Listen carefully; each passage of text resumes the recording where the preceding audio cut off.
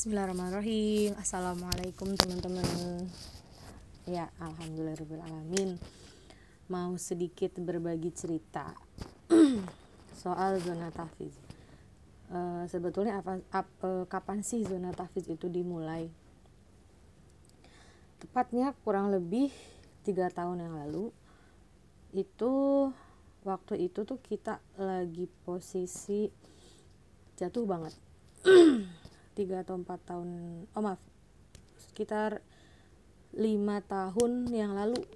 Soalnya waktu itu kalau nggak salah lagi masih mulai hamil abang. Iya betul, 5 atau 6 tahun yang lalu.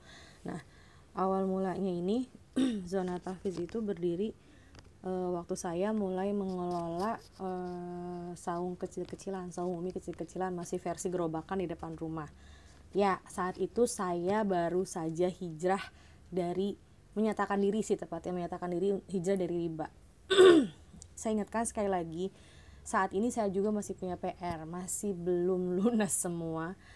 Yang besar-besar sudah, yang kecil-kecil sudah tinggal ada beberapa. Itu pun karena banyak yang melatar belakangi kayak uangnya tuh dibawa lari sama orang, kena tipu, ya seperti itulah.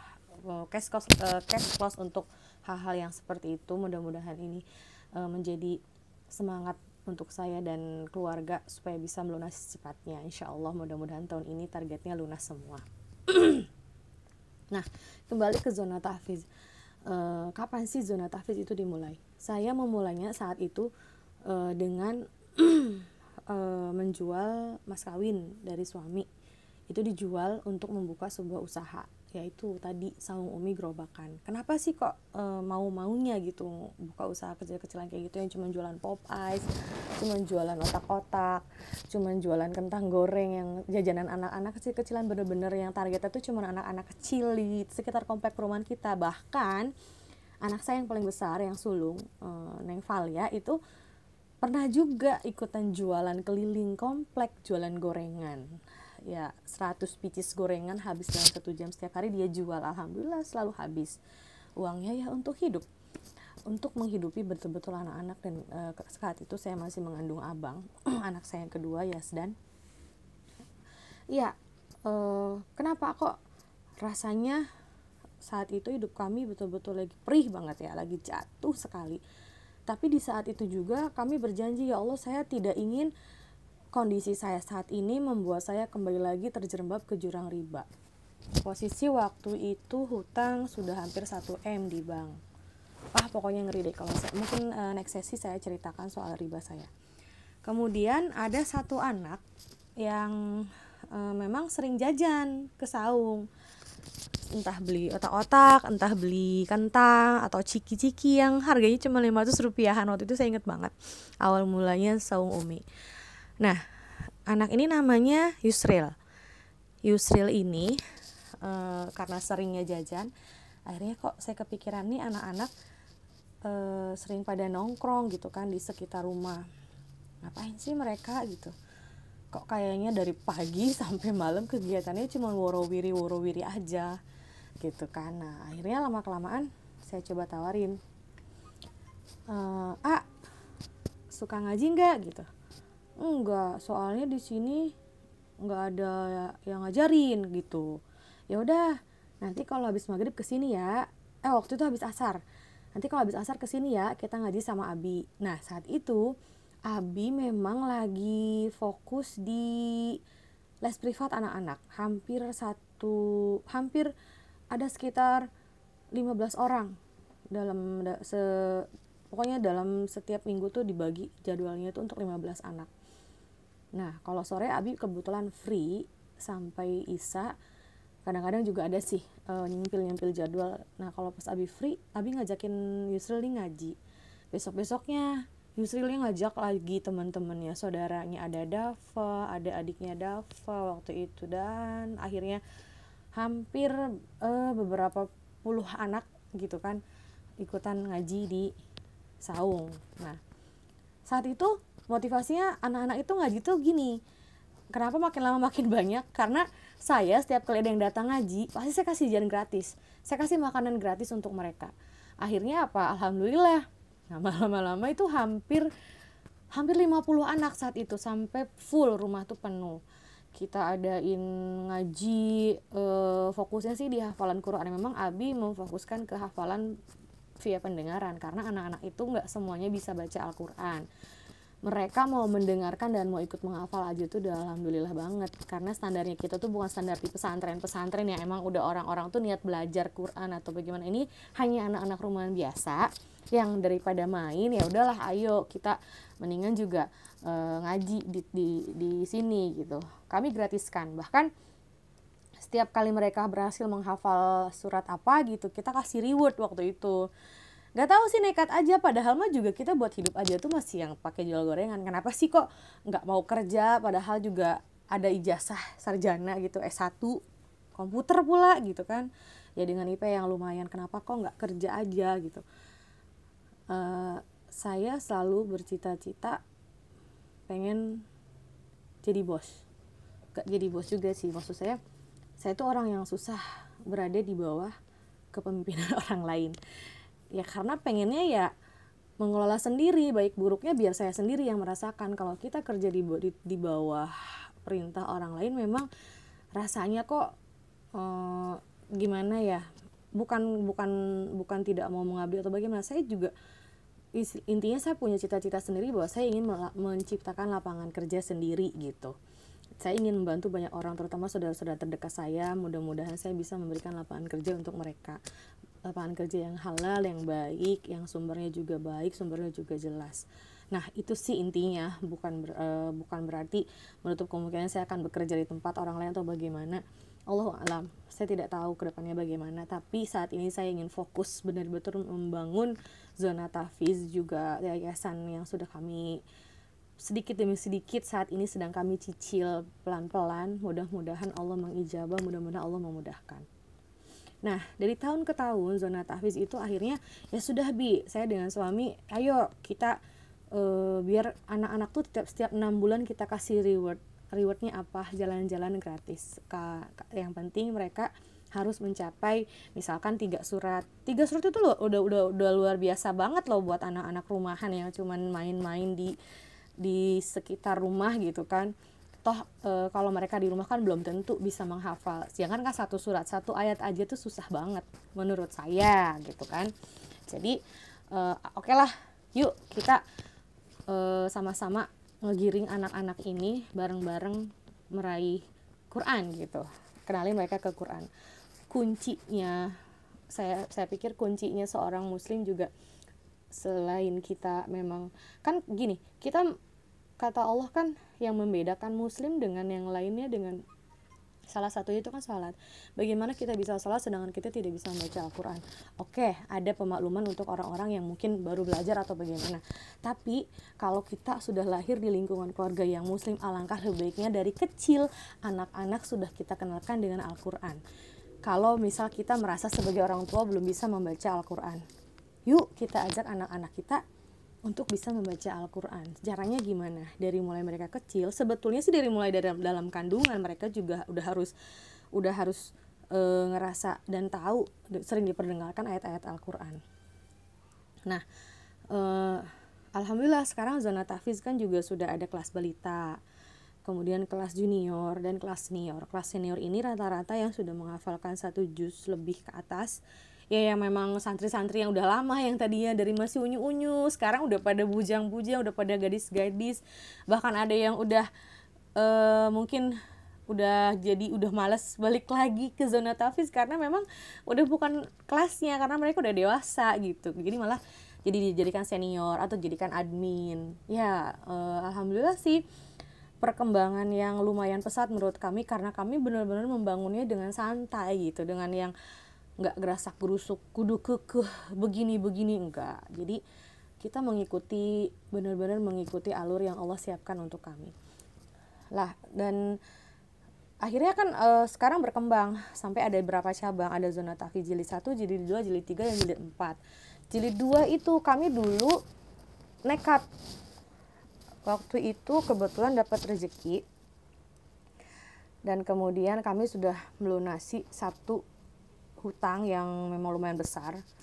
kami tuh izin gitu sama Allah, ya Allah saya izin sih pakai uang ini, sebetulnya kan memang masih ada punya hutang lagi tuh di kartu-kartu kredit yang saya ceritakan, yang pernah saya ceritakan biasanya di story lah, di Facebook, di wall gitu kan.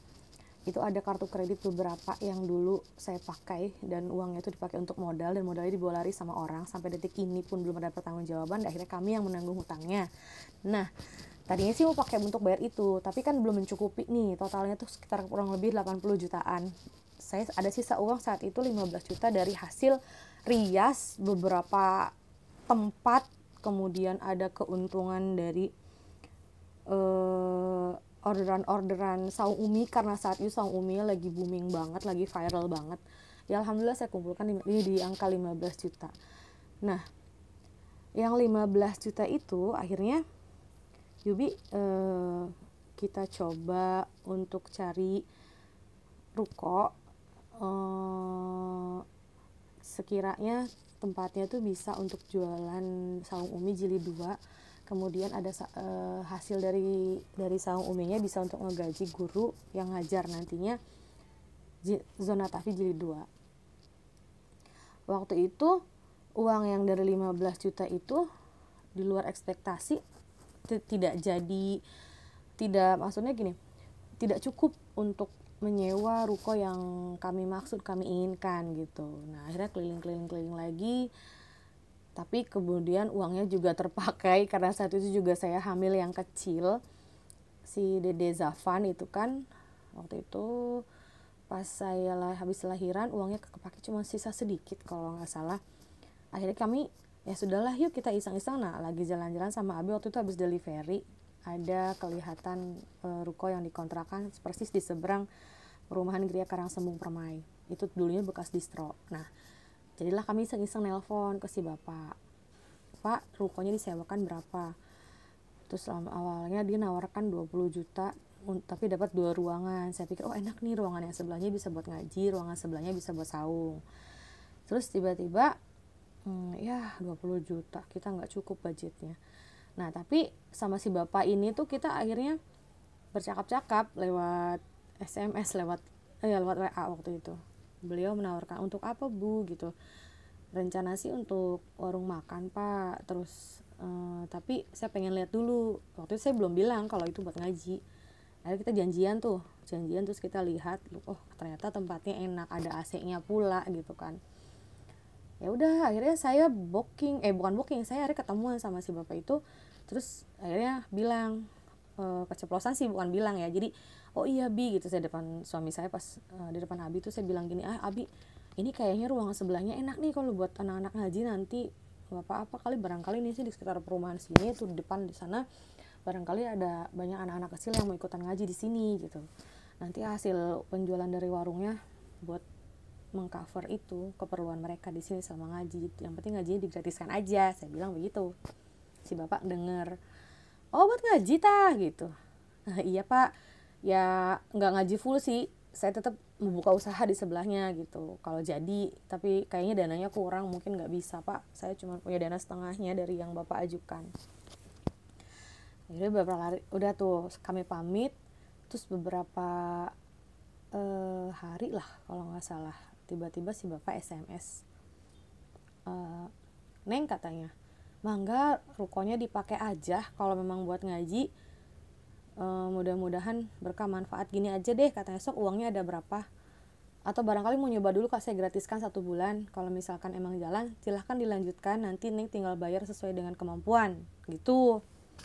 Itu kayak apa ya, untuk kelas-kelas saya dan suami udah kayak ajaib banget gitu. Ya Allah nggak bisa lah, maksudnya nggak mungkin kalau bukan Allah yang menggerakkan hati manusia, nggak mungkin sampai ke titik itu. Maksudnya ya amazing lah, menurut saya sih itu sebuah kejutan banget dari Allah. Ya Allah, alhamdulillah saya ketemu orang seperti ini, saya boleh digratiskan 1 bulan, nyoba dulu gitu kan.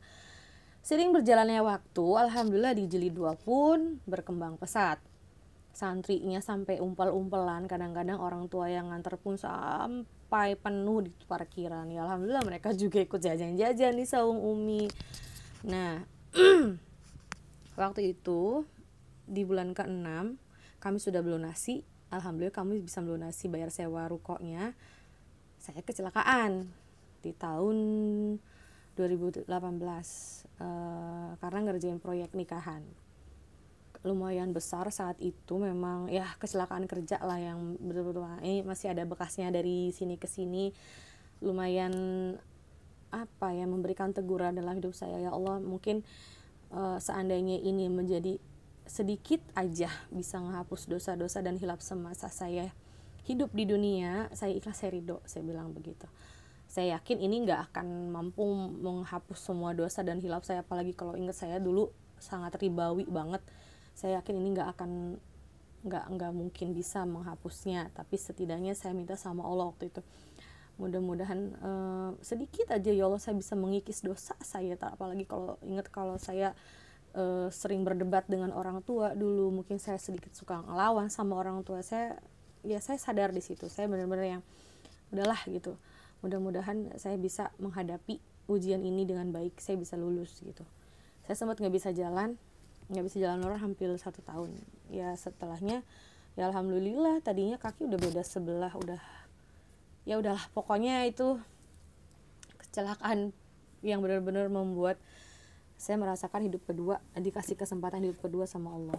Nah dari tahun ke tahun akhirnya kontrak 1 tahun ruko tuh habis begitu saja karena saya vakum habis kecelakaan gitu, nggak ada yang mengelola. Ada sih waktu itu ada karyawan 1, terus tapi kan karena seiring berjalannya waktu saya masih pemulihan, jadi kurang ke handle karena Abi pun fokus ngurusin saya.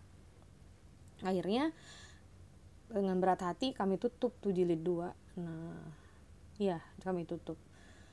Terus setelah beberapa bulan berlalu, anak-anak kan bubar tuh yang ngaji, jadi Abi hanya fokus yang ngaji di rumah saja di jilid 1. Gak berapa lama ada salah satu orang tua santri nyamper ke rumah, ya nanya kabar begitu-begitu. Terus tiba-tiba beliau menawarkan, Pak bagaimana kalau kami sewakan ruko, yang penting anak-anak ngaji kembali, karena anak-anak yang sudah hafalannya banyak sayang sekali Pak nyari guru. Mungkin ya namanya anak-anak ada yang cocok ada yang enggak, sebetulnya ngaji sih di mana aja sama ya Bu ya, saya bilang begitu. Tapi kebetulan katanya anaknya maunya sama Abi katanya gitu. Ya udah alhamdulillah kata saya teh, kalau anaknya emang cocok sama teman-temannya, minta supaya Abi mengisi lagi tempat ngaji gitu, dan mereka menyediakannya gratis. Kami dikasih ruko bener-bener digratiskan selama 2 tahun terakhir sama beliau, masya Allah, alhamdulillah. Nah lama kelamaan kan berkembang pesat lagi tuh zona tahfiz, sampai sekarang udah ada kelas balitanya. Saya bersyukur sekali. Kemudian kami sering menggaungkan entah di Facebook, entah di Instagram, entah di status-status. Memang ada rada-rada alay saya tuh sama, terutama saya alay itu bukan gak ada maksud, bukan gak ada tujuan, tapi saya yakin dari sekian puluh orang yang mengaminkan, atau 2 atau 3 aja lah yang mengaminkan doa-doa saya ketika saya mengucapkan doa, siapa tahu orang tersebutlah yang diijabah sama Allah doanya gitu. Kemudian apalagi anak-anak, kalau anak-anak ngaji, saya pasti minta mereka mendoakan orang tua mereka, mendoakan saya, dan mendoakan supaya mereka juga bisa mencapai dengan mudah cita-cita yang mereka inginkan. Saat itu saya sama Abi tuh cuma bilang begini, Bi kayaknya kalau terus menerus santrinya nambah nih gak mungkin cukup kalau ditampung di depan situ aja di teras gitu, kayaknya harus nambah ke atas. Apalagi kayaknya kalau misalkan kita bikin pesantren ya Bi ya, kayaknya enak banget tuh, targetnya 1 aja dulu lah, 1 kamar di atas. Saya iseng menghubungi kakak kelas saya, waktu itu saya minta dibuatkan desain, Kak kalau misalkan di atas dibikin ruangan kira-kira gambarannya seperti apa. Nah beliau kan suaminya arsitek, dibuatkan desain gratis. Saya upload dong, saya minta doa sama netizen, sama teman-teman penduduk Facebook waktu itu, juga penduduk Instagram. Alhamdulillah memang gimana ya, Allah itu nggak pernah mengecewakan, bener-bener selalu ngasih kejutan dari apa yang sudah kita tanam. pasti kita akan menuainya di suatu hari. Termasuk saya, mungkin gini, oh ya, memang kan selama beberapa tahun terakhir kami itu fokus di setiap Jumat itu nggak pernah bolong sedekah Jumat semampu kami. Misalkan pendapatan hari Kamis itu total fix all untuk dari semodal-modalnya, seuntung-untungnya semua untuk bikin nasi bungkus. Berapapun dapatnya kami selalu bikin nasi bungkus. Kalau ada teman-teman yang nitip, alhamdulillah kami tambahkan porsinya atau nanti di upgrade lauknya. Misalkan saat tadinya cuma bisa telur dijadikan ayam atau yang lainnya gitu. Nah, dari saya yakin mungkin pencapaian kami membuat satu kamar zona tahfiz di atas pesantren zona tahfiz ini juga salah satunya adalah doa-doa mereka yang mungkin saat mereka lapar kemudian mereka menerima nasi bungkus langsung, ya Allah mudahkanlah orang yang memberikan nasi bungkus ini. Boleh nggak sih kita ngarep sedekah terus didoain sama orang yang kita sedekahi, terus ngarep sama Allah dibales gitu? Boleh menurut saya, selama kita ngarepnya sama Allah, jangan ngarep sama makhluknya ya. Toh Allah emang mau minta sama siapa lagi kalau bukan sama Allah, kan begitu. Jadi itulah motivasi saya sama Abi, ya Allah, kami sungguh tidak mau lagi diperbudak sama dunia. Setidaknya kami hanya ingin jadi manusia yang manfaat untuk kami dan orang-orang di sekitar kami. Mudahkanlah kami untuk membuat pesantren. Kami tidak punya tanah, kami mungkin tidak mampu membeli tanah lagi atau mungkin membeli bangunan lagi. Kami cuma punya bangunan yang kami tempati, dan ini juga dulu dibelinya pakai riba. Tapi alhamdulillah mungkin saya minta sama Allah, ya Allah ampuni saya betul-betul tidak akan mengulanginya. Saya janji sama Allah, ya Allah jadikanlah bangunan ini bermanfaat untuk umat, saya bilang gitu. Kami hibahkan untuk zona tahfiz, kami gaungkan, ya Allah mudahkanlah, mudah-mudahan saya bisa membangun pesantren di atas minimal 1 kamar aja dulu. Ya alhamdulillah saat ini sudah jadi 1 kamar di atas, dan itu masih besi-besinya tuh yang enggak ditutup karena memang ada harapan untuk dilanjutkan. Mudah-mudahan habis ini bulan depan bisa melanjutkan. Dan amazingnya itu kami cuma mempekerjakan 1 tukang loh. Enggak benar-benar yang di luar ekspektasi lah. Sampai detik ini tiba-tiba ada yang ngirim pasir, tiba-tiba ada yang ngirim semen, tiba-tiba ada yang ngirim bahan bangunan gitu, ada yang ngirim uang untuk beli keramik. Wah, pokoknya banyak banget keajaiban yang kami dapatkan dan yang kami rasakan untuk membangun pesantren ini. Saya rasa buat teman-teman dimanapun berada, kalau teman-teman punya mimpi, teman-teman punya keinginan, terus gaungkan dimanapun, kapanpun. Apalagi kalau sholat, kalau habis sholat itu minta sama Allah benar-benar dimudahkan. Jangan pernah bosan mengulang-ulang doa. Saya pernah baca doa ketika kita berdoa itu sama seperti mengayuh sepeda. Capek sih goes ya, kan diulang-ulang goes. Tapi ingat, ketika kita goes itu akan sampai di tempat tujuan. Sama seperti doa, ketika kita mengulang-ulang doa, insya Allah sampai dikabul sama Allah. Allah tuh juga nggak akan ingkar janji. Kata Allah kan begini, mungkin saat ini Allah menunda mengabulkan doa kita, tapi Allah tahu kapan tepatnya doa kita dikabul, dan Allah memberikan apa yang kita butuhkan, bukan yang kita inginkan. Allah juga tahu, Allah tidak akan terlambat, juga Allah tidak akan terlalu cepat. Percaya semuanya akan pas begitu. Jadi oke teman-teman, mungkin itu aja sedikit berbagi hari ini. Mudah-mudahan bermanfaat. Mohon doanya lagi, kami akan membangun kamar kedua untuk santri zona tahfiz jilid 1, masih jilid 1 di pesantren zona tahfiz. Dan ngomong-ngomong, yayasan juga belum kami tebus akhirnya karena uangnya kepake terus buat memang tukang yang 1 orang ini. Terima kasih, mudah-mudahan kami ada rezekinya ya. Minta doanya sekali lagi, mohon mudah-mudahan Allah mudahkan. Amin amin ya rabbal alamin. Assalamualaikum warahmatullahi wabarakatuh.